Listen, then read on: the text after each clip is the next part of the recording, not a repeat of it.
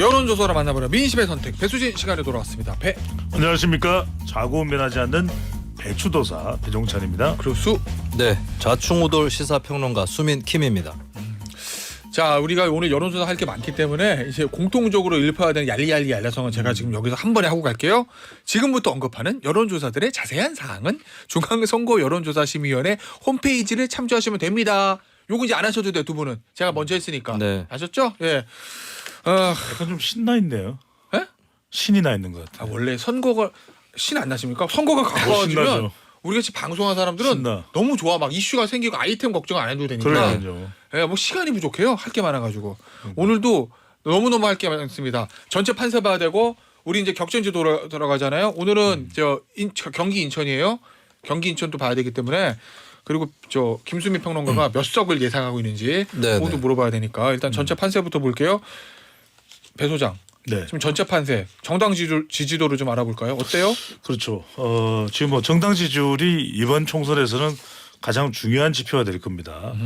좀 미묘한 변화가 있어요. 뭐 이게 조사 기간마다 조금씩 차이가 나긴 합니다만 오늘은 리얼미터의 조사 결과를 소개를 해드립니다.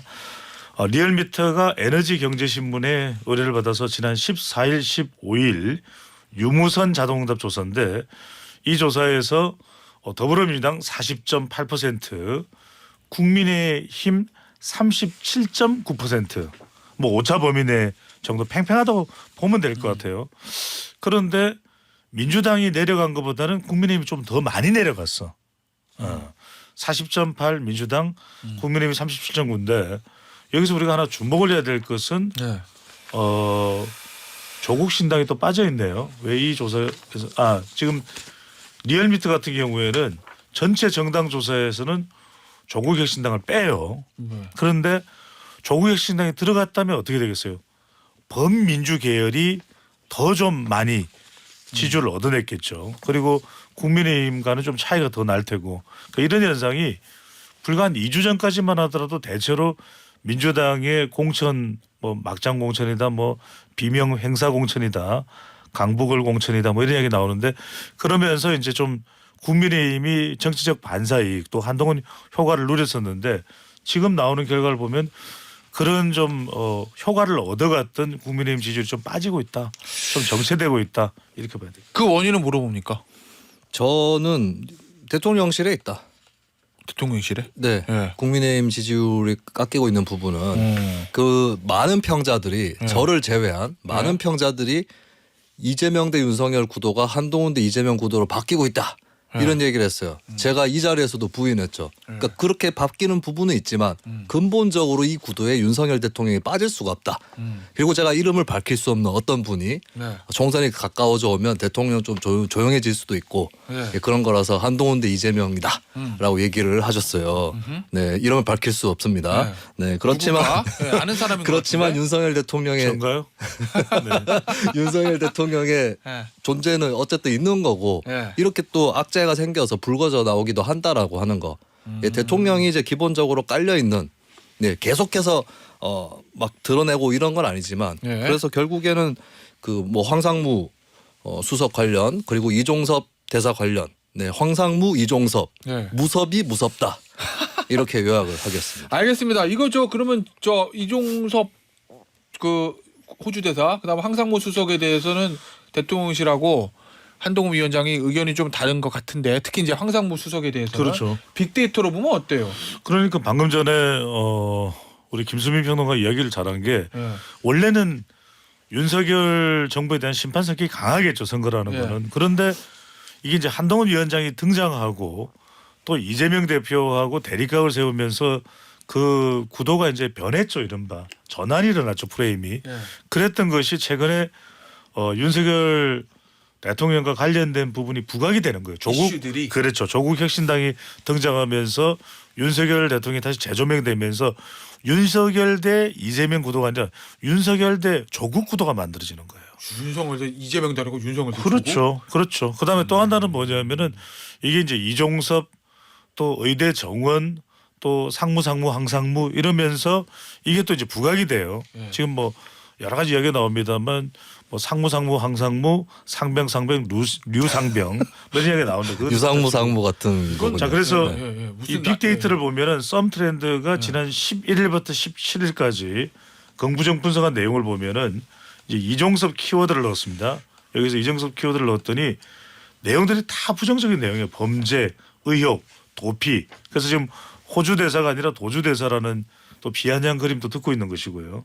그 다음에 이의 신청, 뭐 도망가다, 무너지다, 국기문란, 고발하다, 비판. 그러니까 뭐 어디를 찾아봐도 뭐 이게 왜 나왔는지는 모르겠는데 성공하다라는 표현이 나와요. 근데 이거는 뭐 도주에 성공하다인 건지 뭐 하여튼 그런 내용이 나오고 황상무 수석의 경우에도 어떤 말을 했는지는 다 알고 계시죠, 그죠? 예. 기자들과의 예. 술자리에서 뭐 해칼 논란이 있었습니다. 여기도 보면은 감성연관어가 조심하다, 비판하다, 예. 논란, 심려끼치다, 망언, 경질, 불만, 막말. 그러니까 이런 상황이 벌어지면서 부정이 압도적으로 높은 비율이죠. 그러니까 뭐가 문제냐면 두 가지. 하나는 이렇게 되면은 중도층들이 국민의힘 지지에 대한 의향을 포기할 가능성이 더 높아진다. 예. 그다음에 한동훈 위원장이 가장 싫어하는 구도가 다시 프레임이 윤석열 대 이재명이든 윤석열 대 조국으로 전환되는 걸 거예요. 이렇게 돼버리면 그렇게 전환이 다시 돼버리는 거죠. 그러면 혼자서 원톱에서 정말 땀 삐질삐질 흘리면서 견인하고 있는 한 위원장으로서는 굉장히 허탈해질 수밖에 없고 그래서 어떤 이야기를 하자면 빨리 귀국 조치를 시키고 황상무 수석도 조치하라. 심지어는 이용 의원이 우리 방송 출연했죠. 예, 어제 잠시. 저랑 근데 인터뷰할 때 얘기했어요. 이용 의원입니다. 그래서 이용 의원의 경우에는 원래는 지난번에 윤한 충돌이 있었을 때 1차 충돌 때는 대통령 쪽에 무게를 실었어요. 많이 그것도. 그런데 이번의 경우에는 누구에게 무게를 싣고 있습니까? 한동훈 위원장에게 잔뜩 무게를 싣고 있어요. 그게 현장에 본인이 나가보니까 여론을 파악해 보니까 이게 아닌데 이게 큰일 났는데 대통령을 악재인데 이런 판단이 오는 거죠. 알겠습니다.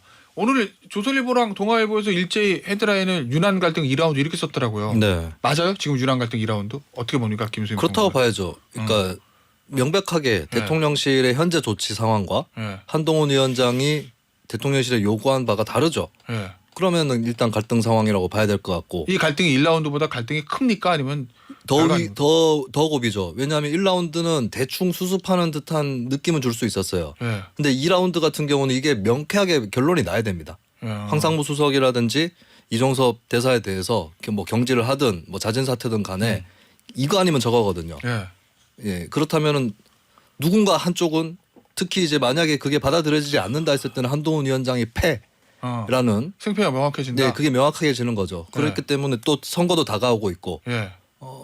그렇다면 더 큰 위기 고비인 건 분명해 보입니다. 이게 어디서 오냐면 최근에 그 뭐 한국갤럽 같은 경우에는 서울 지지율의 변화가 심상치 않다. 뭐 수치는 말씀을 안 드립니다. 그런데 지금 더 크게 그 여파가 미치는 게 윤석열 대통령 평가 또는 심판이 이게 부각이 되면 지금 앞서 설명을 드렸는데 이 비례투표 정당을 보면 깜짝 놀랄 일이 벌어지고 있습니다. 지금 리얼미터가 에너지경제신문의 의뢰를 받아서 지난 14일, 15일 유무선 자동응답 조사인데 이 조사에서 비례투표 어느 정당에 하겠냐 물어봤어요. 자, 국민의 미래 예. 어제 발표를 했나요? 예. 순번 발표를 했죠. 31.1. 예. 31.1이에요. 와, 더불어민주연합은 조국혁신당. 와. 18 이러면은 국민의 미래, 국민의 힘을 지지하는 사람들은 막 환호를 지를 수도 있어요. 예. 와, 우리가 어허. 거의 뭐 예. 훨씬 앞선다. 그런데 놀라지 마십시오. 조국혁신당이 26.8이에요. 합치면 44. 44.8이기 때문에 예. 무려 국민의 미래를 15%. 13.7%를 앞서는 겁니다. 13.7을 앞서요. 근데 이 파이가 점점 커지고 있어요. 그러면 국민의 미래는 조금씩 위축이 되고 있거든요. 이 여파가 심상치가 않은 게 그러면 46개 맞죠, 그죠? 비례의석이. 그중에서 한 3분의 1을 범민주 계열이 가져간다. 이건 아주 큰 타격이 될 수도 있죠. 알겠습니다. 저희 수치가 없이 추세 얘기해도 요거 해야 된답니다. 한국갤럽이 지난 12일에서 14일 무선 면접 조사를 실시한 조사에 따르면 서울 지지율 국민의힘입니다. 전주 대비 12% 포인트 하락했고 그리고 중도층 지지율은 전주 대비 14%포인트 내린 24. 그다음에 서울 지지율은 전주 대비 12 내린 31%였다는 점 말씀드리고 저 인천 경기 보기 전에 하나만 질문드리죠. 윤한 갈등 관련해서 어제 비례대표 명단 발표됐어요. 그 비례대표 명단 이제 평가하자는 게 아니고 이철규 의원이 거기에 대해서 문제 있다 몇 개가 수정해주기 바란다 이렇게 얘기했잖아요. 이철규 의원의 얘기는 그 뒤에 용산이 있는 거 아니냐라는 관측들을 하더라고요 언론에서. 네. 자 그러면 이게 또 비례대표가 결국 윤한 갈등의 소지가 될 수도 있는 거잖아요. 이 요구를 받은 한동훈 위원장은 명단 이거 바꿔야 됩니까? 충돌이 있더라도 고해야 됩니까? 지금 대통령실에서 이종섭, 황상무 이 두 사람에 대해서 별다른 조치도 하지 않고 있는데 예. 비례대표는 또 바꿔준다. 예. 이러면 뭐 일방적으로 한동훈 위원장이 몰렸다는 평가를 듣게 되겠죠. 예. 그리고 사실 뭐 다른 걸 떠나서 비례대표를 간출해가지고 공천을 할 때 시간도 어느 정도 걸리는 거 과정이 다 있는 건데 예. 여기서 뭐 한 명 정도 모르겠어요. 예. 뭐 한 명 정도 너무 결격이다. 알고 보니까 지금 제가 이름이 기억 안 나는데 보도도 있더라고요. 어떤 예. 보도가. 예. 근데 그 사람은 근데 상위 순번은 아니에요. 그러면은 그 정도는 바꿀 수도 있겠죠. 근데 이걸 막 대통령실에서 요구하는 듯한 느낌이 나오는 상태에서 이철규 의원이 요구 사항들을 이래저래 다 들어준다. 이러면은 한동훈 위원장이 확실한 패배가 되겠죠. 그 어쨌거나 저쨌거나 지금 힘을 합치고 소음을 최소화하고 새로운 비전을 뽑아내도 모자랄 판에 지난 한 일주 사이에 지금 상황 전개는 예. 좀 국민의힘이 치고 나가던 기세에서 많이 위축되는 상황이에요. 그러니까 네. 대통령실 발악재, 그다음에 지금 비례 후보 순번 발표 발악재, 그러니까 이런 상황 자체가 아주 부담스러운 게 지금 조국 혁신당 비례 순번 발표했죠. 1번이 박은정 전 법무부 검찰 담당관. 예. 그러니까 검찰과 대립각을 세우는 부분을 분명히 했어요. 그다음에 조국 대표가 2번이고 8번이 황운하예요. 예. 그러니까 이건 뭐냐면 이게 지금 조국 혁신당이 지지를 더 많이 받을수록 윤석열 대통령이 좀 잠잠했던 가라앉았던 윤 대통령이 더 부각되는데 여기에 마치 불에 기름을 붓듯이 이종섭, 의대 정원 지금 서울대뿐만 아니라 연대의대도 25일 날 일괄 사직서를 내겠다는 거 아니겠습니까? 알겠습니다. 예. 저 주제를 좀 바꿔볼게요. 요거 중원을 잡아라. 우리 저 격전 이제 판세 분석해야 돼요. 오늘은 인천 지난번에 서울 했고 인천 경기 할 차례인데 배소 김병론가 네. 수민킴 요거 지금 데이터 본인이 나름대로 분석한 거 있잖아요. 그거 분석대로 하면 지난번에도 서울 저 몇 대 몇이라고 얘기했잖아요. 네네. 이번 인천 경기 해봐야죠. 인천 경기는 자 참고로 서울 같은 경우는 네. 제가 지난번에 한 주 전이었죠. 네. 비슷하게 나온다라고 했었죠. 지금 며칠 상간으로 네. 기울었어요. 아 그래요? 예, 그리고 이거는 전면적 비례대표제가 아닙니다. 우리나라는. 네. 예, 살짝만 지지율이 기울어도 여러 선거구에서 바바바바박 박살날 수 있다라고 예. 하는 거. 이거를 유념을 하셔야 되고 지난 대선 결과만 보더라도 그러니까 대선 때 서울하고 경기가 조금 갈렸잖아요.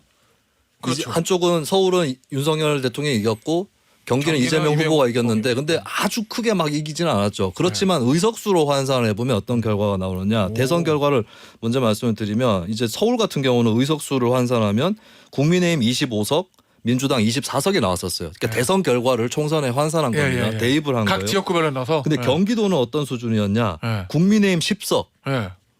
더불어민주당 49석이었어요. 같은 선거인데 그러니까 경기랑 서울이 이렇게 의석수가 확 갈라질 수 있다라고 하는 점. 예, 이 점을 제가 왜 말씀드리냐면 지난주에 김수민이 서울에서 의석 차이 별로 안 날 거라고 했는데 경기도는 왜 이래라고 물으실 분이 있을 것 같아서 제가 예측하기로는 트리플 스코어 이내로 좁히는 건 상당히 어렵다. 국민의힘이. 경기는 그러면 네, 경기는 민주당이 우세하다. 훨씬 우세하다. 훨씬 우세하다. 트리플 스코어 이상. 더블이 아니라 트리플입니다. 네. 야, 이 분석 어떻게 봐요? 저는 조금 다르게 봐요. 왜냐하면은 이게 지금 당장 지역구를 예단하기는 힘들다. 왜냐하면 아직 공식 선거운동에 들어가지 않았다는 점. 두 번째는 집권 여당에서 총선의 결과가 미치는 여파를 생각한다면 대통령실이든 한동훈 위원장이든 이대로 손 놓고 있지는 않을 것이다. 물론 이건 어떻게 예상입니다. 세 번째는 뭐냐면 결과적으로는 지금 아주 접전 지역들이 상당히 많아요. 어느 한쪽으로는 지역구만 따져보면 그렇게 한쪽으로 기울어지지 않았고 또 하나는 뭐냐면 지지율에서 아주 큰 차이가 아니다. 서울의 지지율 변화는 있었다는 걸 아까 우리 김태현 앵커도 분석을 하고 또 인용을 했지만 경기도는 의외로 좀 안정적인 대결 구도로 유지가 되고 있어요. 이 이야기는 변동성이 적다는 얘기예요. 그렇죠. 변동성이 생각보다 크지는 않아요. 예. 그렇다면 4년 전 총선 같지는 않을 테고 그렇다면 국민의힘으로서는 지난 대선 때와 또는 더 좋다면은 2022년 6월 1일에 지방선거가 비슷하면 국민의힘으로서는 가장 좋은 거예요. 예. 그 구도로 가려면은 좀 이렇게 그 일종의 밴드웨거닝이라든지 이런 컨벤션 같은 성격의 효과가 있어야 되거든요. 예. 지금 대통령과 유난 충돌을 벌이고 있는 한 위원장의 태도가 중요할 것 같아요. 그러니까 2차 유난 충돌도 정면 돌파를 해버리면 이게 약간의 컨벤션 효과 성격이 있어요. 그래서 이 성격을 가지고 지역구니까 비례투표가 아니고 예. 그러면 중요한 건 할로 이펙트를 얼마나 극대화하느냐. HAL로 할로 이펙트는 후보자들은 경기도에서도 감당하기가 힘들 거예요. 그런데 이제 이걸 한동훈 위원장의 선거로 만들어야 되겠죠. 한동훈 대 김영진, 한동훈 대 김종혁, 한동훈 대 백혜련 이런 상황 전개를 한다 그러면 저는 모른다. 좀 더 지켜볼 필요가 있다. 그 얘기는 제2차 유난 갈등에서 한동훈 위원장이 이기고 경기도 격전지를 막 돌아가지고 한동훈의 그렇죠. 선거로 만들어라. 그렇죠. 그러면 경기도 해볼 만하다. 이 그렇게 할 얘기구나. 수밖에 없을 테고 아직 공식 선거 운동에 들어가지는 않지만 예. 아, 그렇다면 저는 경기도가 어느 한쪽으로 일방적으로 예. 기울어지지는 않을 것 같아요. 알겠습니다. 저는 이제 배 수장님 말씀하신 부분은 서울에는 적용이 되는데 네. 경기는 좀 쉽지 않을 거다. 왜요? 경기도는 구조적으로 안착돼 있는 구도가 있어서 지역구별로 샅샅이 살펴보면 네. 국민의힘 입장에서 구멍들이 별로 안 보여요. 그리고 국민의힘이 좀 당선될 수 있는 데가 이제 뻔히 정해져 있는 포천 가평이라든지 여주 양평 이런 데는 국민의힘 전통적 강세 지역이거든요. 네. 근데 나머지 지역에서는 예, 저는 이번에 그 국민의힘 지지율이 다소 상승을 하더라도 예. 이번에 그 위기를 넘어서서 그래도 경기도는 굉장히 어려울 거다라고 봅니다. 알겠습니다. 구도 자체가 쉽지 않기 때문에 인물과 이슈로 뚫기가 어렵다. 뭐 이런 취지신 것 같아요. 시간은 없지만 제가 20초만 쓸게요. 네. 그런데 지금 수원 같은 경우에도 제가 수치 말씀 안 드립니다. 그런데 네. 상당히 뭐 초접전 박빙 양상이라는 현장 분석이 네. 있어요. 그럼 그렇다면은 그거 볼 거예요, 수원 지금. 인천 계양을 도저히 한 곳으로 뭐 기울어지지는 않잖아요. 네. 그래서 그런 면에서는 저는 더 지켜봐야 된다. 알겠습니다. 격전지 몇 군데 보죠. 저 개인적으로 제일 관심 있었던 보고 싶었던 여론조사가 하나 나왔네요. 화성? 네. 화성을 여기 3자 구도 국민의힘의 한정민 후보, 더불어민주당의 공영훈 후보, 개혁신당의 이준석 후보. 이 3자 구도에 대한 첫 번째 여론조사 나왔거든요. 이거부터 좀 소개 좀 해주세요. 네, 이 경기 화성을입니다. 화성을의 이제 첫 여론조사 결과가 나왔는데 지금 이 지역에서 많은 분들이 궁금했을 거예요. 과연 이 이준석 대표의 결과가 어떻게 나오느냐가 궁금했을 텐데 개요를 제가 읽어드리면은 지난번에 이걸 김태현 변호사 좀 읽어주실까요? 이게 글자가 조금 희미해서 제가 노안이 왔는데 잘 안 보이네요. 네. 알겠습니다. 3월 13일 MBC가 코리아 리서치 의뢰해서 지난 15일 16일 이틀간 실시한 여론조사 화성을 선거구 거주 만 18세에서 유권자 500명 휴대전화 면접 조사입니다.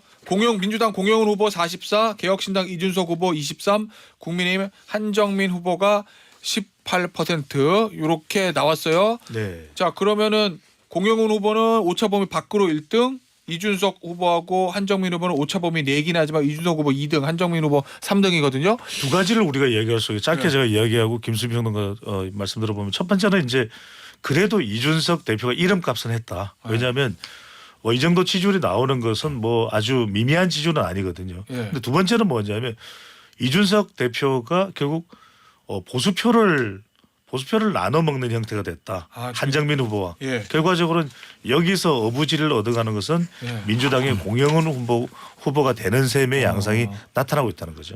이거 어떻게 평가하십니까? 이 여론조사. 이준석 대표 입장에서는 최악의 경우는 면했어요. 최악의 경우는 3위로 쳐지는 건데 그럼 완전 쫙 빠져버릴 수가 있다는 얘기구나. 그렇죠. 3위로 쳐져버리면 이제 그 3위의 표는 1, 2위 후보를 향해서 쫙 흩어져 버리는 이 사표 심리가 적용이 되는 건데 일단은 3위가 되지는 않았어요. 2위 뭐 오차 범위 내 2위라든지 이 정도 수준인데 근데 타격을 입은 거는 공영훈 민주당 후보의 표가 너무 많아요. 예, 그러니까 3파전의 구도가 아니고 지금 3강 구도가 아니라 1강 2중 구도입니다. 3자 구도인데 44가 나왔어요. 지금 이 수치만 보면은 이준석 후보하고 한정민 후보가 단일화를 해도 공영훈 후보를 이길 수 없을 수 있는. 그러면 오차 범위네 44대 41이 나오긴 하죠. 예, 그래서 이 부분이 좀 치명적이다. 이준석 후보가 민주당 쪽 표밭을 별로 못 못 깎았다라고 아. 하는 게 사실 이준석 후보는 당선이 되려면 양당 표밭을 다 깎아야 돼요. 그래야 되겠죠. 네, 근데 그 부분은 안 됐다. 1강 2중이 됐다는 거죠. 알겠습니다. 차라리 네. 김승평 얘기대로 국민의힘의 한정민 후보가 제일 앞서 나가고 있고 네. 그다음에 이준석 또 공영훈 후보 쫓아가는 거라면 이준석 후보는 조금 더 해볼만 할 거예요. 오히려 해볼만 한데 네. 지금 한정민 국민의힘 후보와 표를 나누고 있는 것은 상당히 지금 이준석 대표로서 뭔가 좀 선거 캠페인에 전환이 필요할 것 같아요. 예, 알겠습니다. 인천 하나 가볼게요. 개항을입니다. 중앙일보 한국갤럽에 의뢰해 14일 개항을 유권자 대상으로 진행한 조사에서 이재명 후보 48, 원희룡 후보 40. 그러면 오차범위 내인 8%포인트 격차거든요. 그렇죠. 그거 뭐 어떻게 분석하세요? 오차범위 내라고 하더라도 그래도 오차범위라는 것은 예. 꾸준히 이게 지속된다면 선거 결과로는 또 쫓아가야 되는 원희룡 후보로서는 부담이 되거든요. 예. 저는 근데 여기서 이제 좀 더 공식 선거 운동에 더 접어들면 봐야 될 포인트가 이 부분일 거거든요. 여전히 이 지역은 민주당 강세 지역이다. 두 번째로는 선거 이슈가 뭐가 될 것이냐. 그러면은 대장동이 될 가능성이 상당히 높다. 오. 근데 이제 이재명 후보자로서는 그런 얘기를 하겠죠. 이미 다 흡수됐다. 예. 그럼 어제 오늘 또 내일 모레까지 계속 이야기하냐 이런데 이제 여기 유동규 후보가 등장을 해요. 아, 그렇죠. 예. 유동규 후보가 등장하기 때문에 이 부분이 어떻게 영향을 미칠까. 또 하나는 뭐냐면 결국 국민의힘 지지율입니다. 그러니까 이재명 대표의 대결과 또 원희룡 후보자와 한동훈 위원장이 플러스되는 조합이거든요. 예. 이게 한 위원장의 영향이 얼마 정도로 더 추가적으로 플러스 되느냐. 예. 물론 지금 이미 선 반영됐다라고 하는 분석도 나옵니다만 이 부분이 중요할 것 같아요. 유동규 후보는 원희룡 후보 지지하고 물러났다고. 물러났나요? 예. 네, 예. 자유, 네네. 네네. 예, 물러났다고 합니다. 원희룡 후보를 지지 선언하고 출마 포기했다고 하고 이 개항을 어떻게 전망하세요? 저는 이제 한동훈 위원장과 이천수 선수의 역할은 여기까지다. 어. 네. 예. 그걸로는 못 이긴다고 봅니다. 인천 개항을은 원래 민주당 강세 지역이 그렇죠. 있지 않습니까? 그러면 이제 원희룡으로 싸워야 돼요. 그냥. 그리고 제가 이재명 대표와 원희룡 후보에게 다 힌트를 드리겠습니다. 선거운동을 오붓하게 조용하게 할수록 이깁니다. 2011년에 손학규 민주당 대표가 성남 분당을 해서 강재섭 한나라당 전 대표를 꺾었듯이. 보궐선거 때. 왜냐하면 선거의 60%는 구도, 30%는 인물이라고 하잖아요. 다 깔려 있어요. 네. 이 다 유명한 사람들이고 정당 대표자급들이에요. 네. 그러면 선거운동이라고 하는 나머지 10%가 결정을 하는데 예. 가까이서 깊이 만나고 인상을 좋게 만드는 쪽이 이긴다. 예, 그러면은 이 선거 전략을 둘 중에 누가 쓸 거냐. 예. 이걸 제가 지켜보는 포인트입니다. 알겠습니다. 오늘 배수진은 여기서 마무리하도록 할게요. 배종찬 소장, 김수미 평론가였습니다. 감사합니다. 네, 고맙습니다. 고맙습니다.